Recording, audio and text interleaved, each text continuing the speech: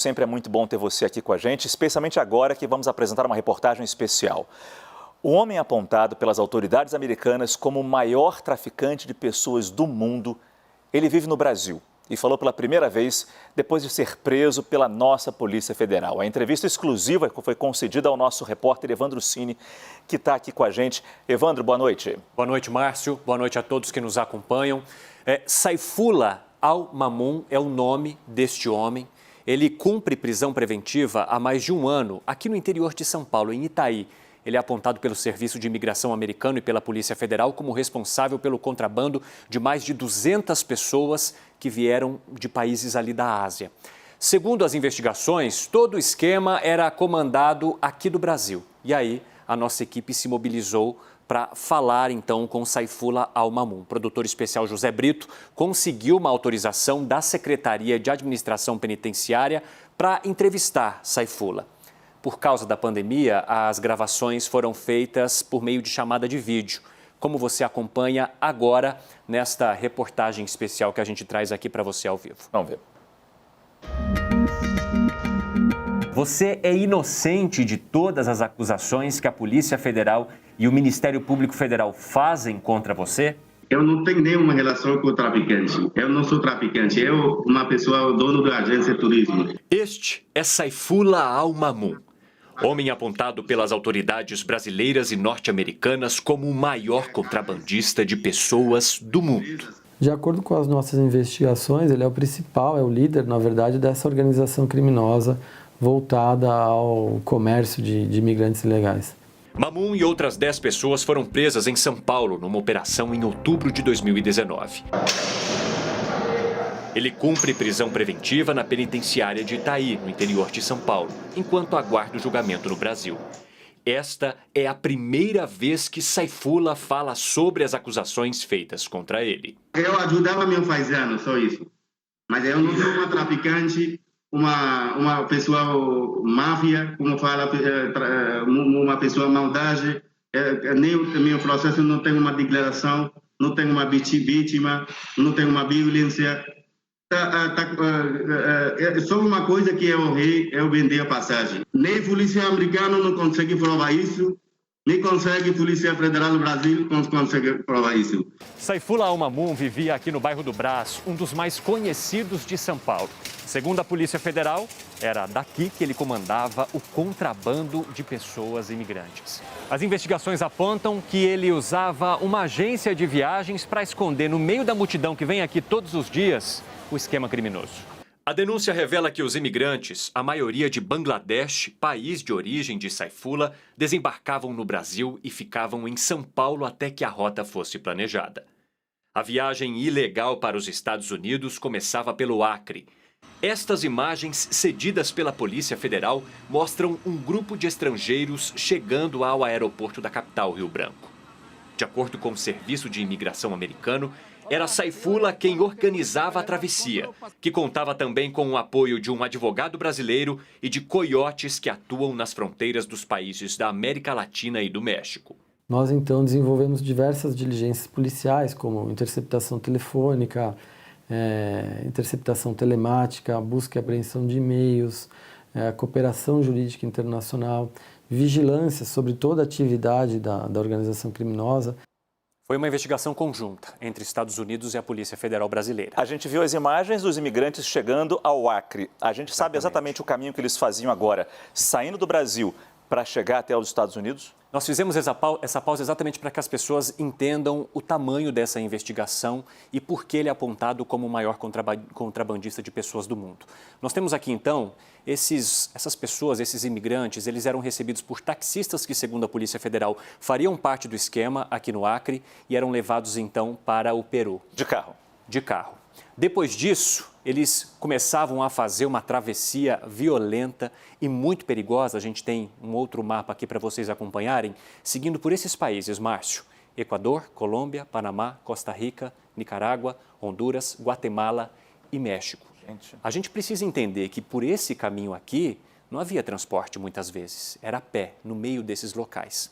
Nós temos mais uma ilustração de um trecho que é considerado e citado pela Polícia Federal nesse processo do Tribunal de Justiça como o pior, que é entre as fronteiras de Colômbia e Panamá, na conhecida selva de Darién, considerada a selva mais perigosa da América Latina. Aqui, Márcio, segundo as investigações da Polícia Federal e da Polícia Americana, estes imigrantes caminhavam até 10 dias no meio da selva para tentar atravessar e poder seguir então no país seguinte. Homens, mulheres, crianças. Muitos acabavam morrendo aqui, segundo as investigações da Polícia Federal.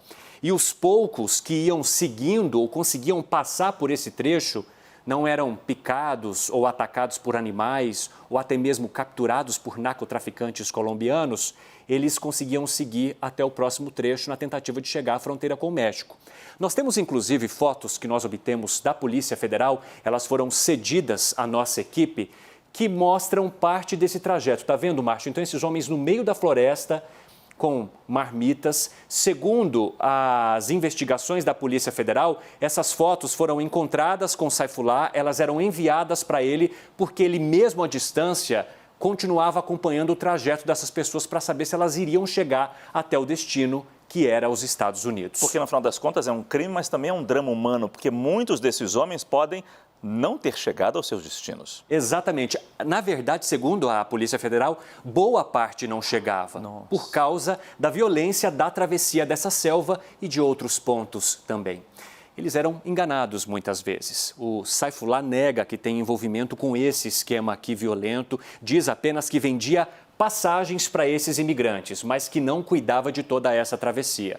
A Polícia Federal diz que reuniu provas que apontariam a existência dessa organização criminosa com 11 pessoas. E nós conseguimos com exclusividade parte dos arquivos das investigações. Vamos acompanhar juntos agora. Numa das interceptações que a CNN teve acesso, Saifullah fala com o advogado Henrique Gonçalves Liotti, que também foi preso na operação. Segundo os investigadores, no diálogo eles falam dos lucros que poderiam obter com a imigração ilegal. A gente tem possível negócio bom, a gente por que não ganha? A gente não está roubando ninguém, amigo. Não, a gente vai ganhar dinheiro, pô. Você vai ver, essas 3 primeiras vai ser só um começo, depois vai ser uma atrás da outra.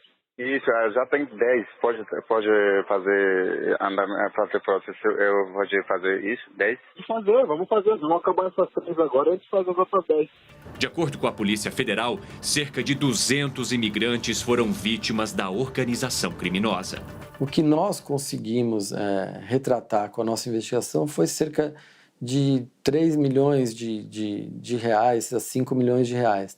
Mas certamente isso é só um retrato de toda a quantia que ele chegou a movimentar, né? Inclusive, movimentava contas bancárias, investimentos, empresas aqui no Brasil, tudo com documentos falsos.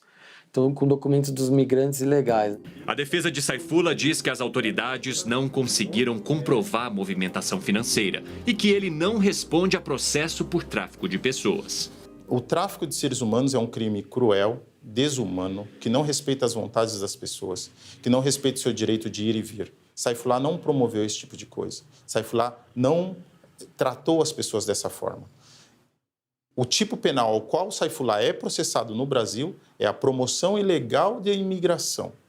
É uma coisa totalmente diferente do tráfico de seres humanos. Saifullah hoje divide uma cela com outros 2 estrangeiros. Deficiente desde 2011, depois de levar um tiro em um assalto, ele quer responder ao processo em liberdade.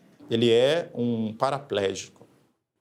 Saifullah tem dificuldades, inclusive, para evacuar, tem dificuldades para dormir, tem inúmeras dificuldades.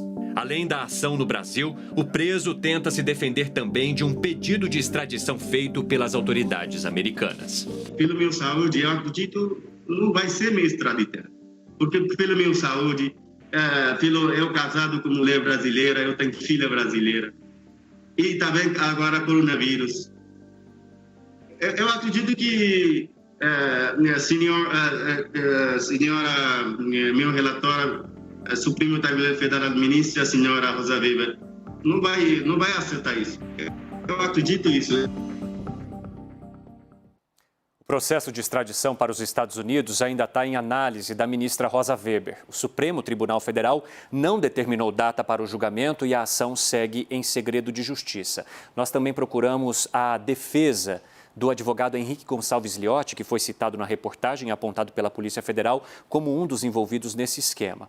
Liotti aguarda o julgamento em liberdade e, por meio da nota, os advogados dele disseram que o caso é uma tentativa de criminalização da advocacia e que Henrique Gonçalves Liotti apenas atuava na defesa de Saifullah, não tendo qualquer relação com uma organização criminosa. Seguimos de olho nisso. Márcio.